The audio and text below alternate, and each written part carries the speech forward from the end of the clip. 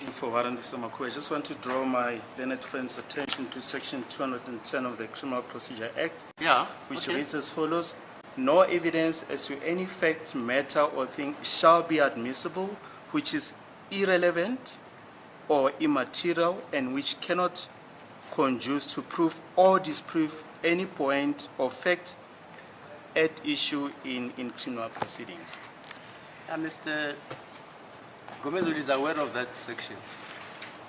I'm aware of this section. Yes.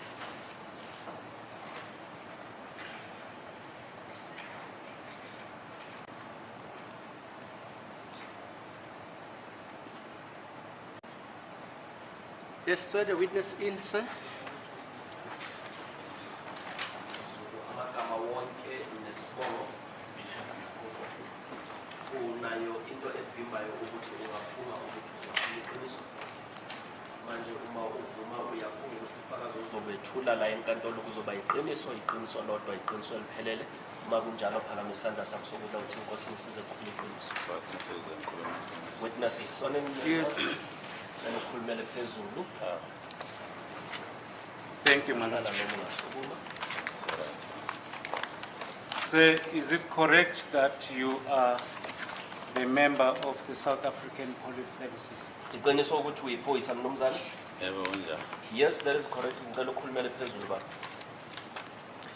What is your current rank? Irank yakho yiphi? Warrant officer. Warrant officer. Can you please place your... So currently, where are you stationed? Or Usebenza laphi which okwamanje? unit are you? Kuyiphi unit? At DPCI. DPCI. Ngicela ukhulumele phezulu baba abafowethu nabo bakwazi ukufuzwa bonke bobahlali. Oh, okay. Can you, for record purposes, can you explain what is the DPC? Ngicela uchaze ukuthi yini iDPCI? Directorate for Priority Crime Investigation. It's Directorate for Priority Crime Investigation. Is that commonly known as Hawks? Ile eyaziwa njengama-Hawks. Yebo. That is correct. Where are you based? Usebenza laphi? Number 165 Mayor Street, Germiston. 165 Mayor Street in Germiston.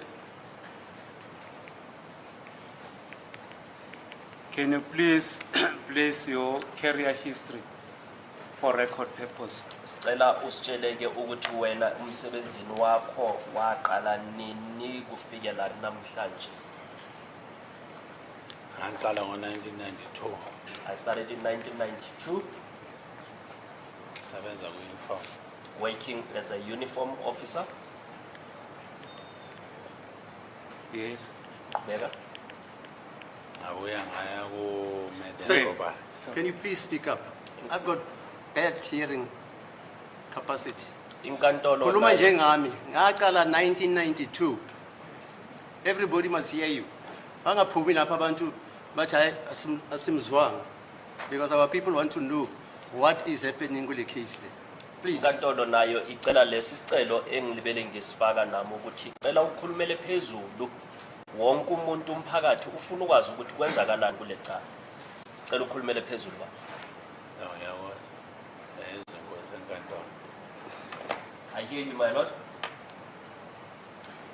In 1992, say, where were you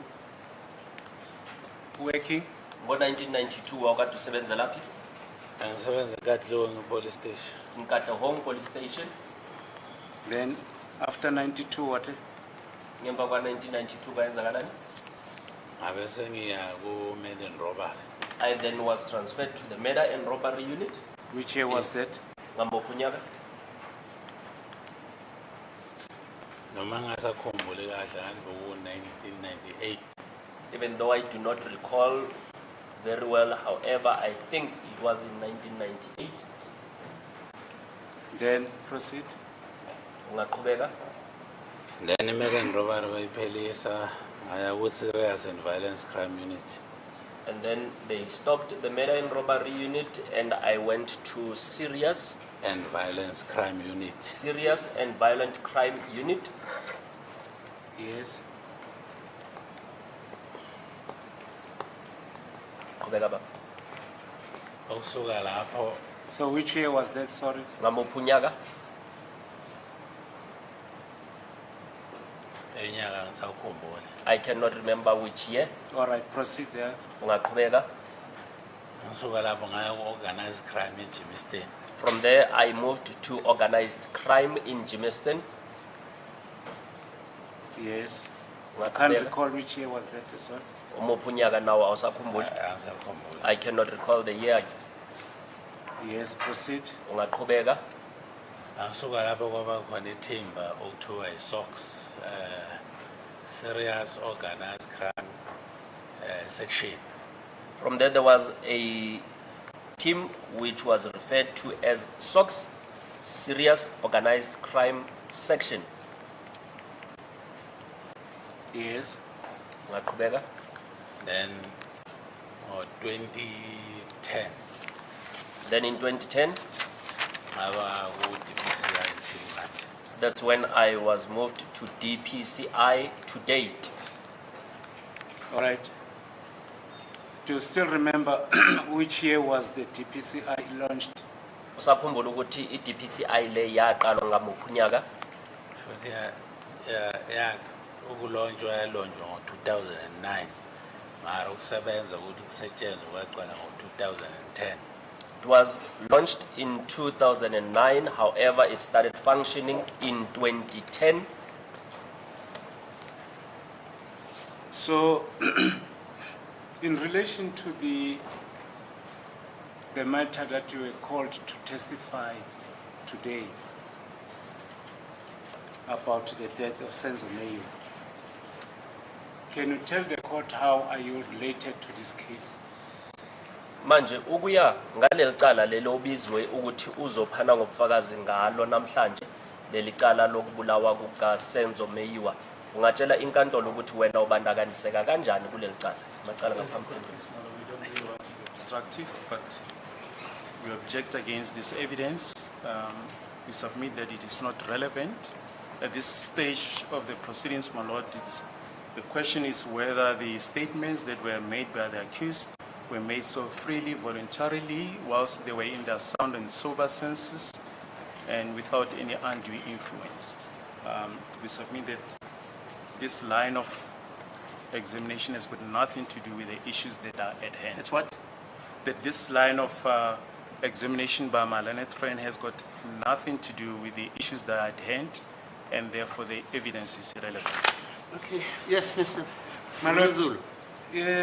for the state to prove the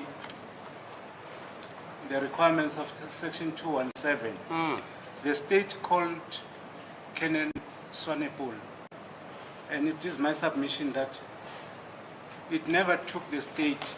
I'm not arguing, but it was not relevant. Otherwise, it's over like the whole day. Yes. The objection is simple.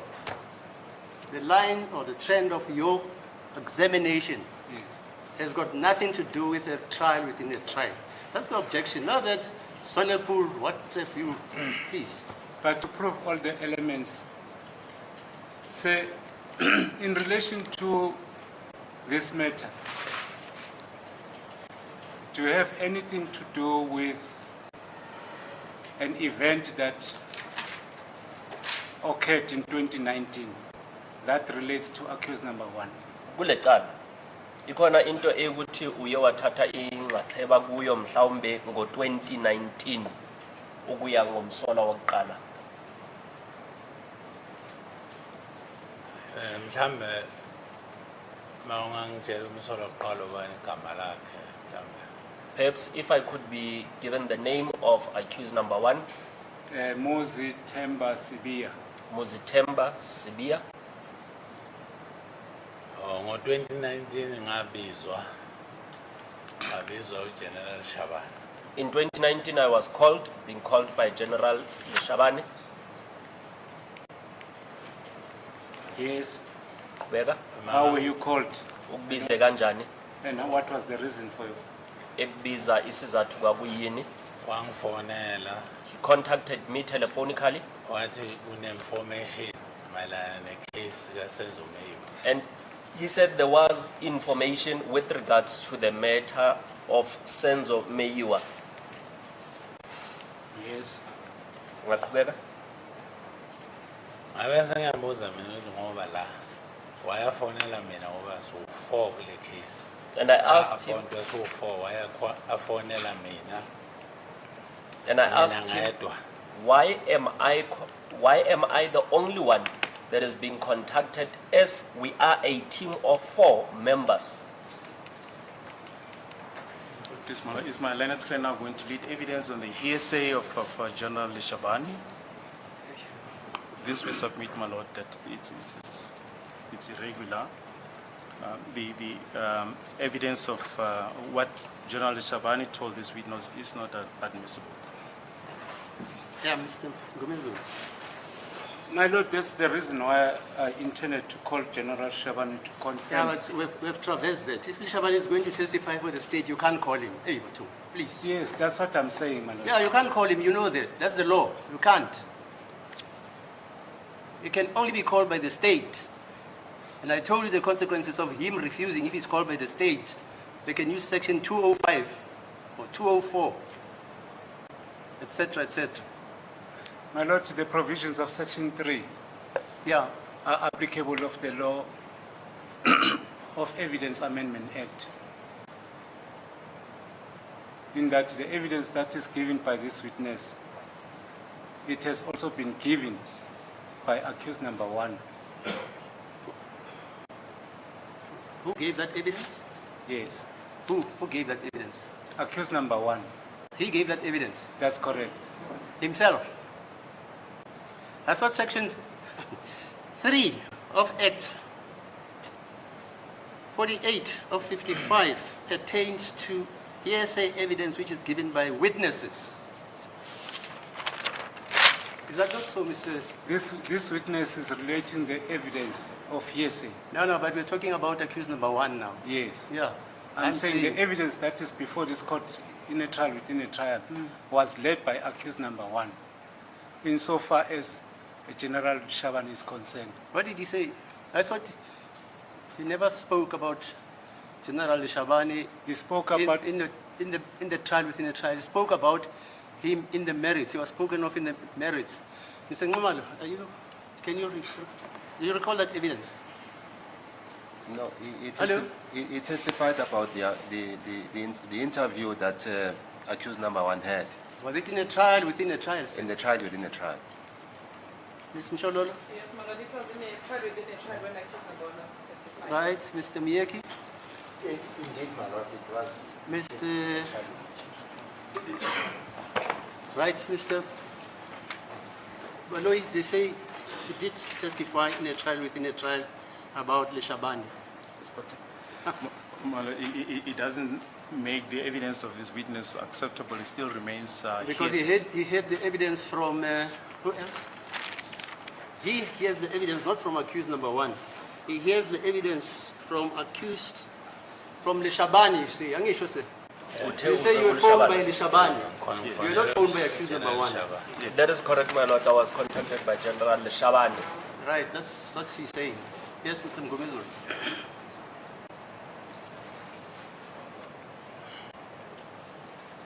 Sorry, I didn't hear that, my lord. They were whispering to me, my colleague. This witness says he was telephoned by General Lishabane and told that there is information concerning the murder of Menzi, Senzo. Senzo Meyiwa. And he says he was surprised because there are 4 in that case. Why should Akonde yena? Why should he be That's correct. favored with such information? That's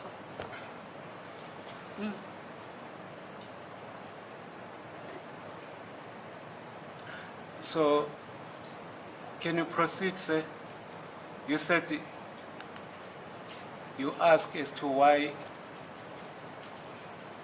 do you say you are also a investigating team in this case? Manje uthe uye wabuza ukuthi kungani ushayelwa ucingo wedwa kungani wena uthi ungomunye wabaphenyi kuleli cala? Njengoba sabekwa u-National Commissioner no-Minister Because we ukuthi were siphanye le cala. because we were appointed by the National Commissioner and the Minister to investigate this matter. But did you attend to the call of General Rishabane?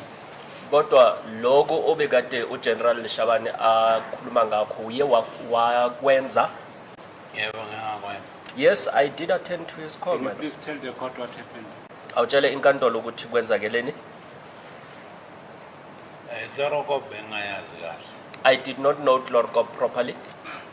So mangilong driver belong director As I was driving, he was directing me because mhlawumbe isikhathi lapho kungabo 8 ebusuku. because it was at around 8 p.m. Bangidirector ngaze ngafika Chlorocop. He directed me until I arrived in Chlorocop.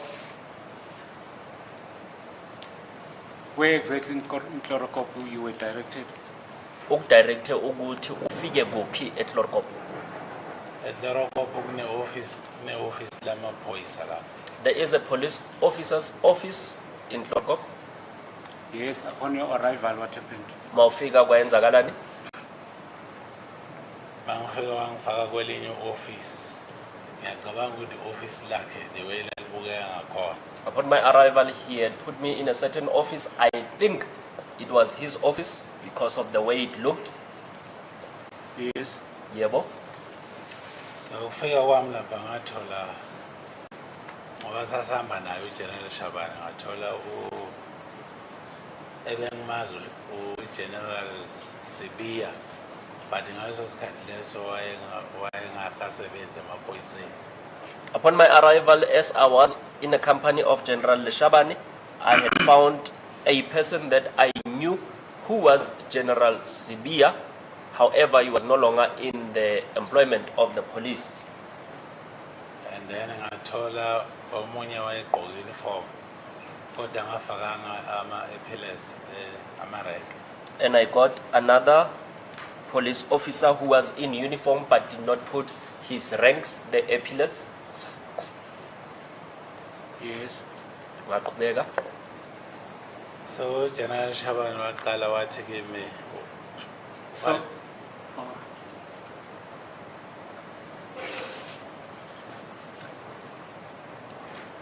in relation to in the office, is there anything that was significant that you were called for? E-ofisini ikhona into ebeyibalulekile ebowubizelwe yona. njengoba bengisho ngithi efonini wathi kimi ungibiza ngoba une-information case kaSenzo Meyiwa. Like I said, that on the telephone, he had informed me that he is calling me with regards to information that he has with regards to the case of Senzo Meyiwa. Yes. Ngaqhubeka. Masesilapha e-ofisini ke washo ukuthi lona usho ukuthi angazisi ukuthi abobani laba la e-ofisini. When we got to the office, he introduced me to the people that were in the office. Bese kasho ukuthi lona uyamazi uGeneral Sibiya ngiyamazi vele. And he informed me that I knew General Shadrach Sibiya, whom indeed I knew at that time. Wabese athi lona uConstable Zungu ilonga ngithi wayefake i-uniform. Then he introduced Constable Zungu, whom I had said that was a police officer that was dressed in uniform. So the information, was it related to you regarding the death of Senzo Meyiwa? Manje uye wanikwa ke lolo lwazi le information le bekakhuluma ngayo ngokufa kukaSenzo Meyiwa. Yebo kunjalo. Yes, that is correct. What was said to you? Kuthiweni kuwe?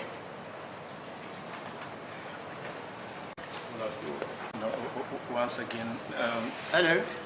Really, we object to this kind of evidence. We've already raised an objection that it's irrelevant, it's hearsay evidence. We're going to leave it at that, my lord. We're not going to raise any further objection.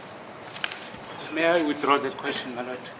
Sir, was there anything relating to accused number 1 that was mentioned in that office? Ikhona into ebekade imayelana nomsolo wokuqala eyakhulunywa ngalelo langa kuyo lelo office. bakhuluma ukuthi bambopha nge-19 zikaMashi. They had said they arrested him on the 19th of March, Bambophela yona ikhesi kaSenzo.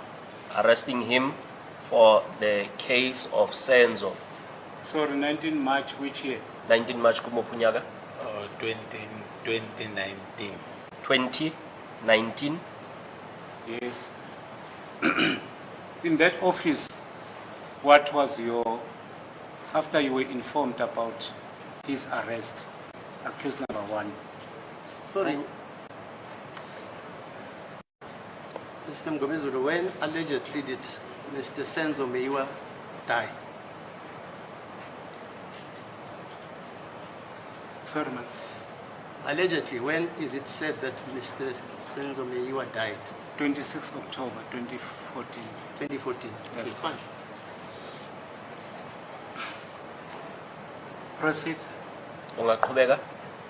Ukuthi usaqhubeka I said, You when- were still asking me a question? yes. In relation to accused number 1, I want you to tell the court your involvement about what you were told about accused number 1. Manje ufuna ukuthi utshele inkantolo ukuthi wena uye wayenzani ngalento ebukade utshelwe ngomsolo wokuqala.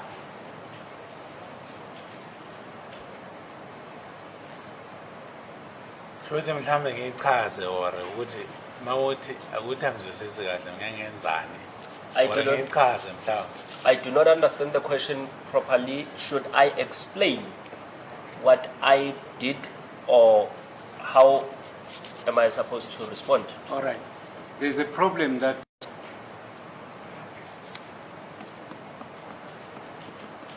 problem of the state. If you say this is what was said by General Shabane, it amounts to hearsay. But now what accused number 1 told the court that he was arrested on the 19th of March 2019. What actually happened, because you cannot say what General Shabane has said. According to your own, after you have been related with the information about the death of Senzo, you as warrant officer, you as the investigating officer in this matter, what did you do? Uthi ummeli kuba nenkinga uma uthi ulishabani uye wathi ulishabani uye wangitshela ukuthi lokho kuba nenkinga ingokho umshushise libele ephakama. Ufuna ukwazi ukuthi wena njengephoyisa ebelikade liphenya wenzeni ngokwakho.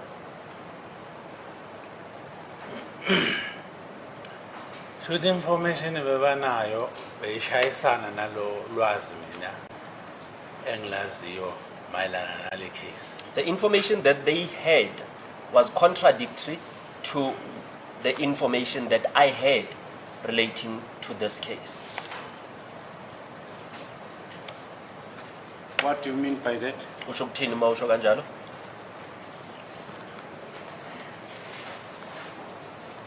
Ukuthi ngeke ngisasho ukuthi bathi ngo-number 1 kwenzakalani. Baze bathinta ngo-number 5. U-number 5 ngiyamazi ke. I will not state what they said with regards to number 1. They also implicated number 5, whom I know. Okay.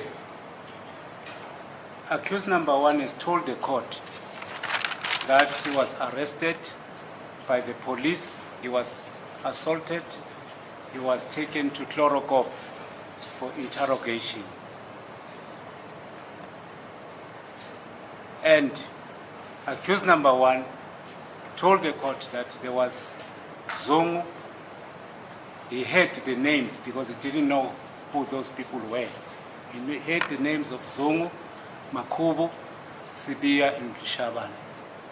Umsolo wokuqala yena uthi yebo uboshiwe ngo2019 la ukuthi uye washawa futhi wayisiwa eClorkop wezwa ngoba wayekade engabazi labo bantu wezwa amagama uZungu uSibia Makhubo noLshabani.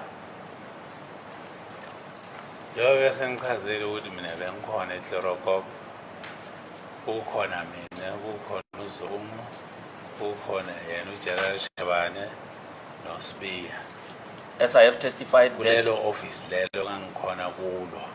As I have testified that I was present in that particular office in Clorkop, Zungu was present, Sibia was present, as well as Leshabani in that particular office that I was in.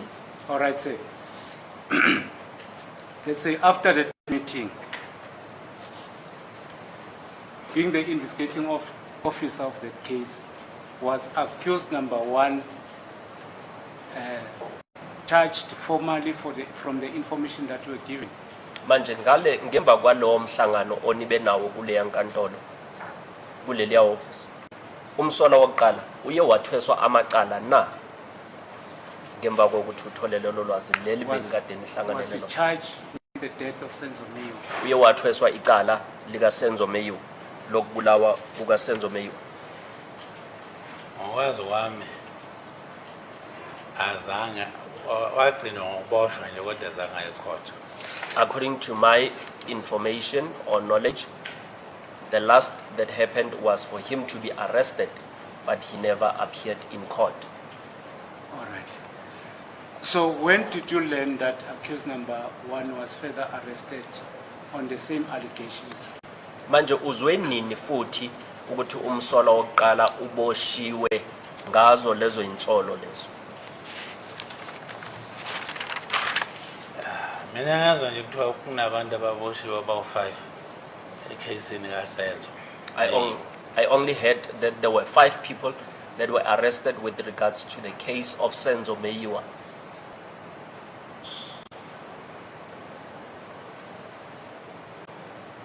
I did not mean that we must give evidence against the state because they are also working for the state. But if you have any knowledge in relation to how a confession is taken, can you assist this court? Sorry. I like to understand concepts. You are putting it to this witness that you don't intend him to give evidence against the state because he is working for the state. Am I understanding you correctly? That's correct. I'm What is he requesting his doing now? op- I thought you said he's still a policeman. Yes, He's not giving evidence against the state. he is, but Okay, fine. As long that's as you're correct. clear then. Can you please assist the court in relation to the procedure of taking a confession if a suspect intends to make a confession? What procedure must be followed? As a court, please, my lord, how can Yeah, we know that he's not a justice of the A peace. junior I don't officer. complain about that. yes, as a court, please. We all know the law. He said he's a warrant officer. That's correct. It's not the justice of the peace. My lord, I never said he took a confession. You said the He has procedure. referred matters Okay, fine, where fine. the suspect. Fine. If, say, let me just clarify this because I can see there's a bit of misunderstanding. Since the years of your employment in the SAPS, have you came across a suspect who wanted to make a confession? And what procedure did you follow? Kuso sonke lesikhathi lesi osisebenze njengephoyisa kuke kwaba nesikhathi na la ukuthi umsolwa uke wafuna ukugonyuluka efuna ukusho iqiniso lezinto ezenzakele mhlawumbe wena uma ingabe uye waba nalo lolo lwazi wena uye wathatha ziphi inyathelo? Ekuphenyeni nje baningi abagonyoluka ekuphenyeni kwami. Upon my investigations, there are a lot of suspects that confessed in my investigations. Yes. Ungaqhubeka? What is the procedure that you usually follow? Eziphi inyathelo enizithathayo uma umuntu sekazogonyuluka? Okay, ngizoqala kanje. I will start in this manner. Suspect uyaboshwa. The suspects get arrested, Ngaleso sikhathi une evidence. and at that time you would be having evidence. Suspect ifana court before 48 hours expired. And the suspect should appear in court before the expiry of 48 hours. So fane wena njengomuntu ophethe case umcharge before a court. And as an officer, you need to charge that person before they appear before the magistrate. Ukumcharge ke umthatha imino yakhe And charging a person, you need to take their fingerprints nokuthi umthathe i-warning statement. and also take a warning statement. Yes. Ungaqhubeka? Inkinga ke ifika la ku-warning statement. Khona la kuyiphathi i-warning statement ebhaliwe ukuthi statement by the suspect. Manje, now the problem comes where there is on a warning statement where it says warning statement by the suspect. Yes. Ungaqhubeka? Where's the problem? Inkinga iba kuphi? Ilapho kange soyamchazisela. That is where somtshelile amalungelo wakhe. That is where Warning. you are now explaining to the suspect after you have informed him of their rights according to the warning. Yes. Ungaqhubeka? I understand because uyamtshela ukuthi i-evidence onayo yiphi nayiphi eyenza ukuthi umcharge la. And that suspect would understand, and you then inform the suspect of what evidence you have that makes you to charge that suspect. Yes. And then basoyamtshela ukuthi kukhona ofuna ukusho na ngoba le form liyakuleader ukuthi no kukhona lokumela kusho la kule form abese assigna la ngaphansi. And you then inform the suspect that is there anything that you want to say, and then at the end the suspect would sign after the Yes. suspect has informed you. Uyahluka ngesikhathi umunye makathi uzokunikeza statement athi mina ngizokhuluma ecourt. It differs. Some of the suspects, they would then say they will speak in court when you're asking them for a statement. Yes. Okunye ke ususpect uyagonyuluka makagonyuluka mina warrant office yastopa. And at some instances, the suspects would then confess, and upon them confessing as a warrant officer, I would then stop. Yes. Megaba. Uluka ngitshela kona okuhambelana nale case engiyiphethe agonyuluka ngako. Bese ngiyambuza ngimtshela amalungelo wakhe ngimtshela ukuthi akafostekile ukuthi no angayikhuluma lento la kimi. Upon what the suspect is informing me, I would stop the suspect and inform them that they are not forced to tell me what they are about to tell me. Yes. Bese ngiyambuza ukuthi uma ngathola omunye umuntu ongazi lutho ngale case esikhuluma ngayo angamtshela yini lokho angitshela kona yena. Then I would ask the suspect if I am to get an independent person that doesn't know anything about this particular case that we are referring to, will the suspect be able to inform that independent person what they wanted to inform me? Uyaphendula komunye ukuthi anginankinga. Then some suspects would agree that they do not have any problem. Yes. Mangathi akanankinga bese ngiyafona ngifonela mhlawumbe ucommander wami, branch commander. If the suspect say they do not have a problem, then I would contact my commander, which is the branch commander.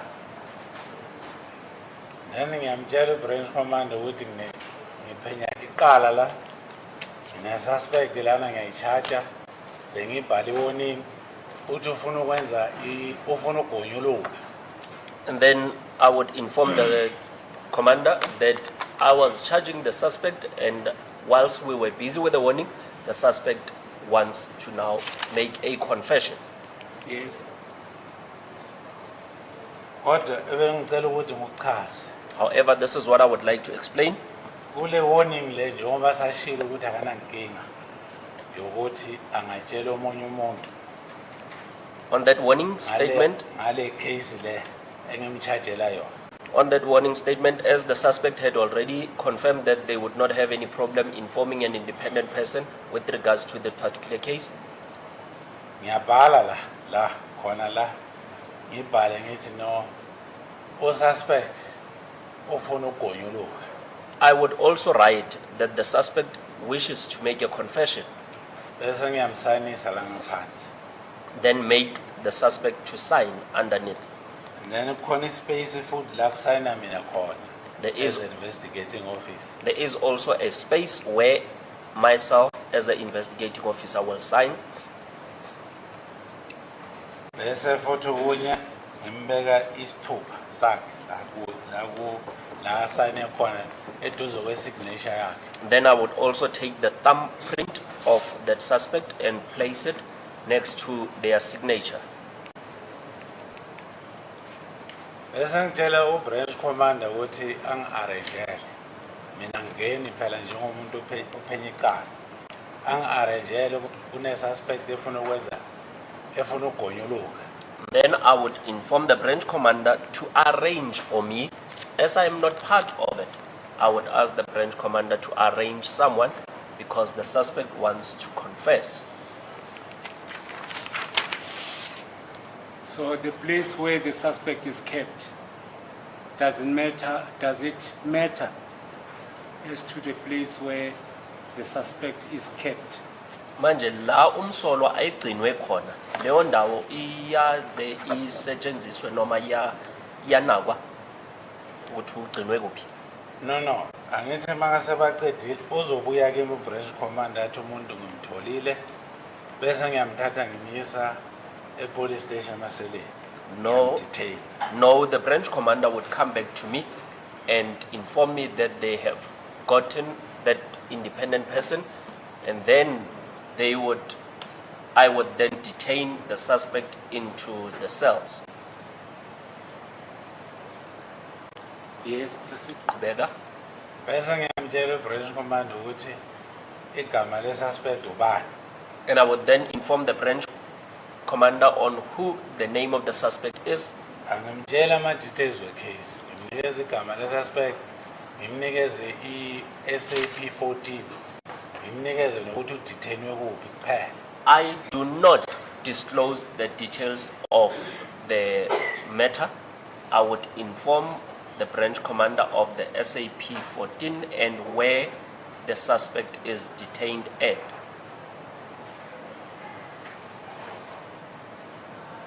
So is that all that you want to share with the court? Yiko kodwa lokho ofuna ukutshela inkantolo?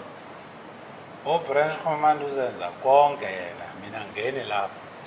The branch commander would do everything and I would not be involved. Nalaba mhlambe thola ukuthi mhlambe bengihamba nabo siyokwenza arrest nabo bangeni lapho abasondeli nje lapho. And other arresting officers that maybe I was in company of when we arrested the suspect, they are also not part of that. In relation to this matter, there's evidence before this court that by Brigadier Kininda that he interviewed accused number 1 at Fosloras police station where accused number 1 made some admissions. He spoke as if he's making a confession Manje la enkantolo kuleli cala esibhekane nalo kunobufakazi obulethwe uBrigadier Gininda ukuthi ubekade ekhuluma nomsolwa wokuqala emhloma ibibuzo la ukuthi umsolwa wokuqala yena uye wakhuluma ebonakala ingathi kunezinto afuna ukuzivuma noma egonyuluka. In terms of, in comparing your evidence, I understand Brigadier Gininda is a commissioned officer. He can take a confession. Uma bandakanisa nobufakazi bakho uyezwa yena ukuthi uBrigadier Gininda ungumuntu oyikuthi angakwazi ukuthi athathe istatement somuntu uma egonyuluka. Yebo ngakwazi ukusithatha statement somuntu as a commission officer. Yes. Ukuthi agonyuluke mara makaphethe case hlukile ke lo. Yes, he would be able to take a statement of a person when they confess. However, if he is the lead investigating officer, it would then be different. Yes. Is it the same case as we have mentioned that if a suspect wants to make a confession, you contact your branch commander? Uyafana njengoba uqada ukuchaza manje ukuthi uma umuntu sekafuna ukugonyuluka kanjalo kwamele ushayele ucingo ku branch commander yakho. The witness is being asked to express an opinion, which we submit, my lord, is irrelevant. But Yes, we're Mr. going to leave it at that. May I withdraw the question? May I withdraw? May we adjourn for? No, let's go on, please. Time has been wasted already. It's 20 to 12. It's fine. Okay. In relation to the evidence that is in this court, according to your evidence, you said even those people that were present during the arrest of the suspect are not even supposed to be closer to the suspect when he's making a confession. Ukuya ngobufakazi bakho. Nalabantu laba bokade uhamba nabo ngalesikhathi bekuboshwa umsolwa awamelanga ukuthi basondele ngalesikhathi umsolwa eyogonyuluka kanjani.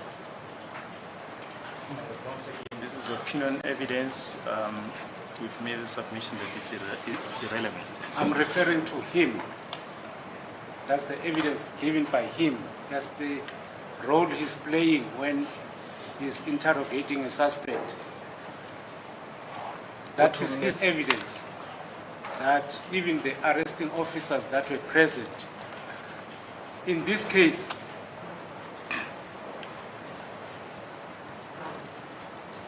being the investigating officer,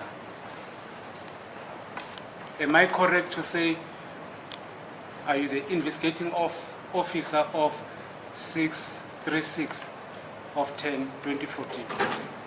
Umshushisi ummeli uthi ufuna ukwazi ukuthi wena iqiniso nawo ukuthi wena iphoyisa eliphenyayo kuleli cala u636 of 2014. Yabo bese ngishilo ngabekwa National Commissioner no Minister wamaphoyisa kule case. As I have 636 of 10/2014. As I have previously stated that I was appointed by the Minister of Police and the Commissioner to investigate in the matter 636 of 10 of 2014. So you mentioned 4 people that were appointed by the minister. Do you know if Sergeant Mukhola and Sergeant Mukhane were also part of those people who were Ukhulume appointed ngabantu by the abane. National Commission? Ukhulume ngabantu abane eyukuthi bona bebakade beyingxenye yalo liphenyo. Uyazi ukuthi uSergeant Mukhola no Sergeant Mukhane bekade kungabanye abantu abekuthi bebakade bekwe uCommissioner nomphathi wamaphoyisa. What is the relevance of the question that my learned friend is asking? There's evidence before this court that they were part of the investigating team under the lead of Brigadier Gininda. I want the witness to agree if he has the knowledge of the of Mokhane and Mkhola during the investigations in this case. Uthumela uyazi ukuthi uMkhane noMkhola nabo bekade kuyingxenye yalabantu bekade bebekwe uCommissioner nomphathi wamaphoyisa. No, I do not know. Okay. So, when accused number 1 was arrested, including accused number 2, 3, 4, and 5, were you contacted by either or by one of the investigating officers that were appointed under 636-10-2014? Uma umsolo wokuqala eboshwa nabo bonke laba owemsolo wesibini wesithathu wesine nowesihlanu uye wathintwa na washayelwa ucingo mhlawumbe womunye wabaphenyi balecala u636-10-2014? Azange akekho wangifonela. No, there is no one that contacted me.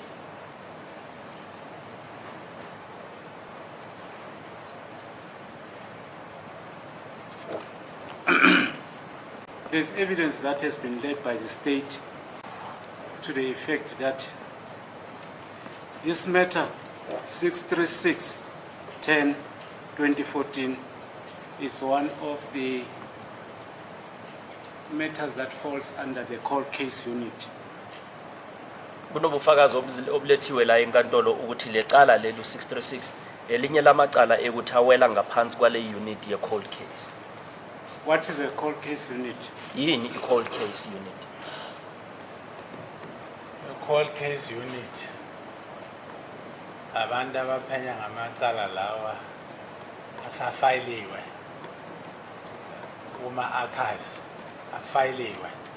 Cold case unit, it's a team that is investigating matters that have been filed and archived. So is this matter 636, was it one of the matters that were filed? I636 kwakade kungenye yamacala abekade efayiliwe.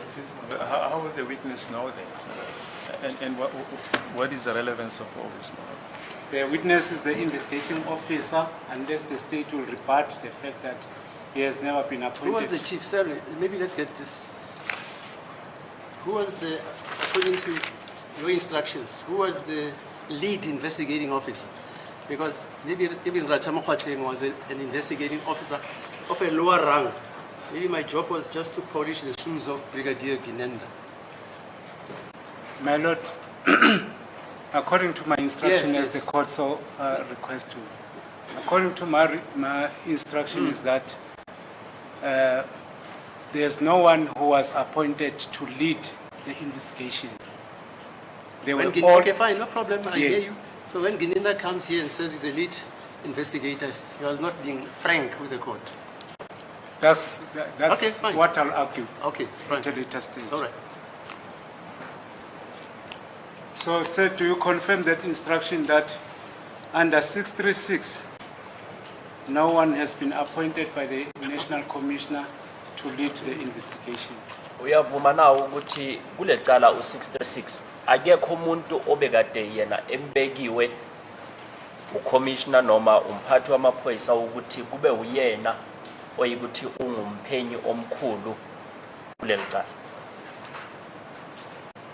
Ngeke kwathiwa loba no4 nizophenya lelicala. Akuzange kuthiwe wena uzohamba phambili or ulide laba. Akuzange kushiwo kanjalo. When we were appointed, we were informed that we will all investigate this matter. There was no one. Irrespective of rank. Akuzange kubhekwe nokuthi irank kabani ithini nivele kwathiwe nje nonke nizophenya. Into eyenza lokho ukuthi uminister asho kanjalo.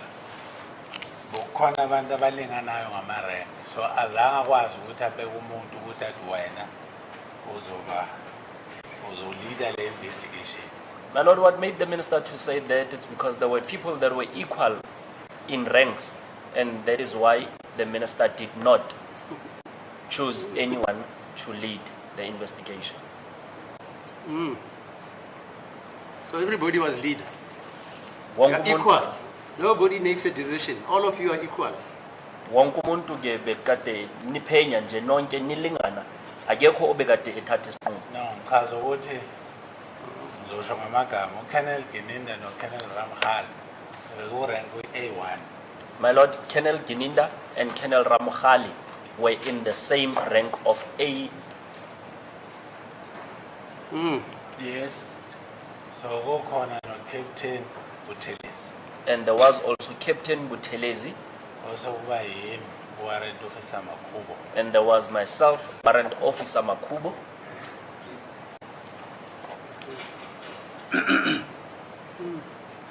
So,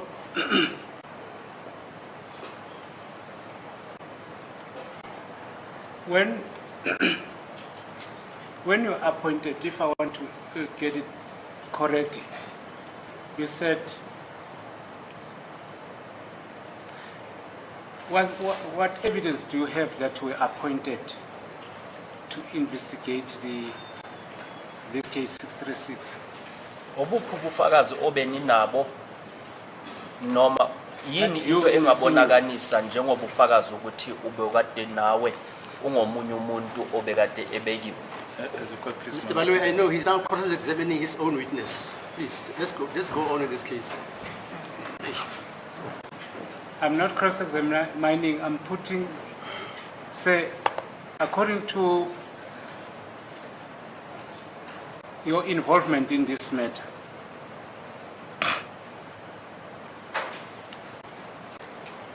you were not, or at any given stage prior to the arrest of these 5 accused, you had a meeting with the rest of the investigating officer appointed. Sikhona isikhathi ukuthi niye nahlangana njengabaphenyi balecala ngaphambi kokuthi abasolwa baboshwe. Asihlangane kaningi. We indeed had meetings. But in relation to the confessions that were allegedly made by accused number 1 and number 2, Ukuya ngokugonyuluka lokho kwenziwe umsolwa wokuqala nowesibili. Hayi cha, sasihlangane la. No, we did not meet with regards to the confessions. so are you saying you were not involved in the taking of the confessions of accused number 1 and 2? And are you also saying that it was not by agreement between the investigating officers? Manje uthi wena awuzange ube ingxenye yaloko kugonyuluka okwenziwe umsolwa wokuqala nowesibili futhi nina njengabaphenyi nanikade ningavumelananga ngaleyo nto. Okay, you can just mention accused number 1. Uthi ungakhuluma njengomsolwa wokuqala, umsolwa wesibili ungakhulumi ngaye. Kulama meeting besiluke siwahamba. On the meetings that we held, Kwaba nembono ehlukene. Ingakho kwaba khona ukuhluka kwaba khona there were different opinions. Yes. so kwaba ngamaqembu ayi2. And that is when we divided into 2 teams. Lokho kwazenzakalela ngoba kwaba nemibono ehlukene. It naturally happened because we had different opinions. Ingakho noma kuboshwa abamangalelwa laba azange saziswe mina no Colonel Buthelezi. And that is why, even when the suspects were arrested, we were not informed, myself and Colonel Buthelezi. So let's get back. You said, insofar as your knowledge about the cold case, this case was not filed. It was still under investigation. Is that your evidence? Uthe wena ukuya ngolwazi lwakho lelicala lona lalikade lingakafayilwa ukuya ngolwazi lwakho. Mina ngafayilwa lelicala leli into engenza ukuthi ngisho ukuthi mina ngafayilwa. Uminister yathi makasibeka wathi bokunama member of 40 aphenya leqala. Yes, this matter was not filed yet, and what makes me to say that is because the minister, when he appointed us, he said there were 40 members that were investigating this matter, So bakoshile ufaka thina. And- So 4. and he had dismissed all of them, and he was now appointing the 4 of us.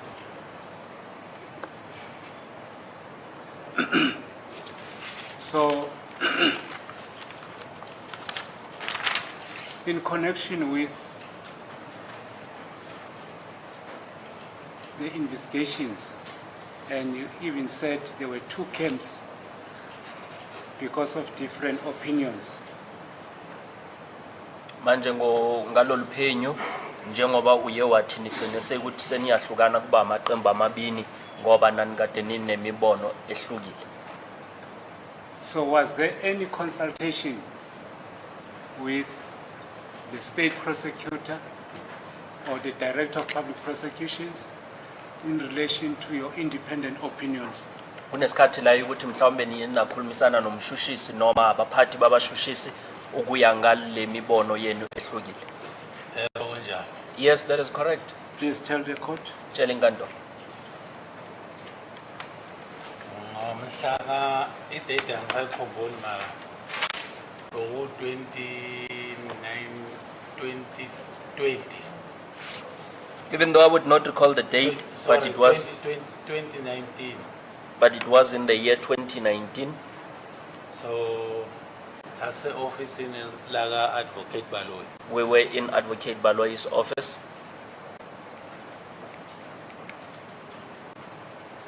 Sizokhuluma ngayo indaba yale case. To speak about this particular case.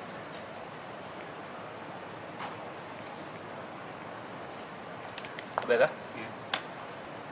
Ngabeka umbono wami ku advocate Baloyi. And I have given Advocate Baloyi my opinion.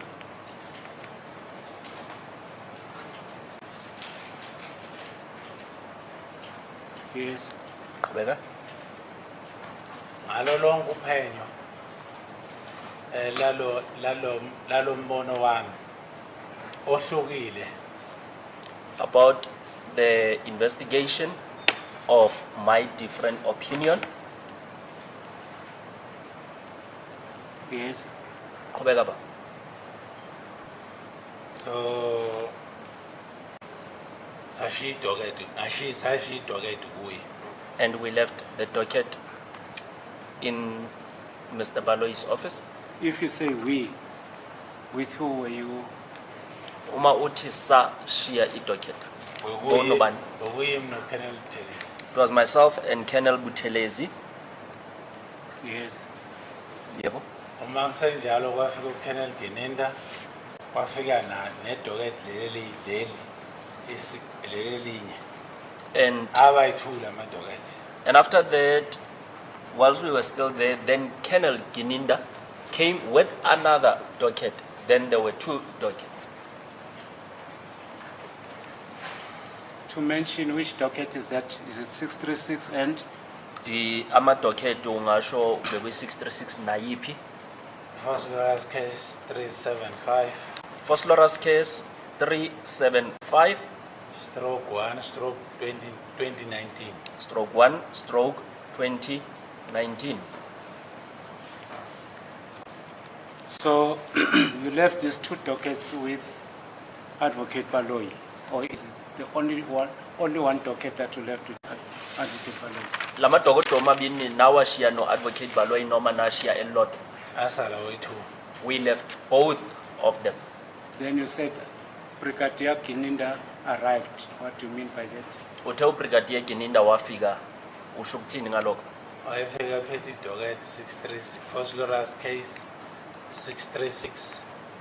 He came in position of a docket First Laura's case 636 Stroke 10 stroke 2014. stroke 10 stroke 2014. Yes. Yebo. What's the relevance of that? What did you do with the docket? Ibaluleke kanjani lento oyishoyo? Wenzeni ngaleyo docket? Ukuthi phela njengomthuthisi sathatha decision kule nto esiyenzile, kule investigation esiyenzile. So that the prosecution would take a decision on the investigation that we had made. My Lord, apologies for interruption. I just got a note that accused number 3 needs some comfort. What's the time, Mr. Badwe? It's 12 o'clock exactly, my lord. Yeah, we're adjourned for 3 minutes.